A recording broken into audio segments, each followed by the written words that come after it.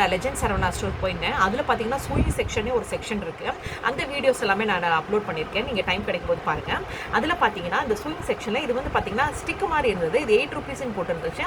இது என்னன்னு கேட்டேன். எனக்கு ரொம்ப நேரம் கேட்டு பார்த்து புரியாமல் பக்கத்தில் இருக்கிற சேல்ஸ் கேர்ளு கேட்டேன். அவங்க சொன்னாங்க இது நாடா கோக்குறதுன்னு.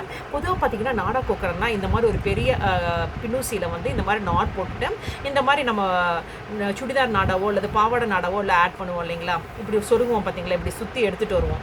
இதில் பார்த்தீங்கன்னா இந்த மாதிரி ஹோல் இருக்கும். இதில் நம்ம இப்படி சுற்றி எடுத்துகிட்டு வருவோம். பட் அப்படி இல்லாமல் இந்த மாதிரி ஸ்டிக்கில் நம்ம போட்டோம்னா டைமும் கன்சியூம் ஆகும். இதுக்குன்னு ஒரு டூல் இருக்கிறனால அதோட வேல்யூவும் நமக்கு ஈஸியாக புரியும். ஸோ இதுக்குள்ளே பார்த்தீங்கன்னா இப்படி நான் விட்டுடுறேன். இப்படி விட்டுட்டு ஒரு நாட் போட்டுடுறேன்.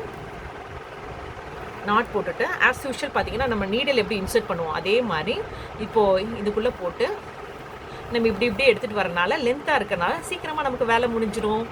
ஸோ இது பார்த்தீங்கன்னா 8 ருபீஸ் தான். டைம் கன்சியூமும் ஆகும். இப்படி நம்ம ஒரு பெரிய இது பற்றி போடுறதுனால இதுக்குன்னு தனியான டூல் இருக்கிறனால நமக்கு வேலை ஈஸியாக முடியும். நீங்கள் போனீங்கன்னா இந்த 8 ருபீஸில் இருக்கிற இந்த சூயிங் ஸ்டிக்கில் கண்டிப்பாக பர்ச்சேஸ் பண்ணுங்கள் லெஜெண்ட் சரவணா ஸ்டோர்ஸில். தேங்க்யூ.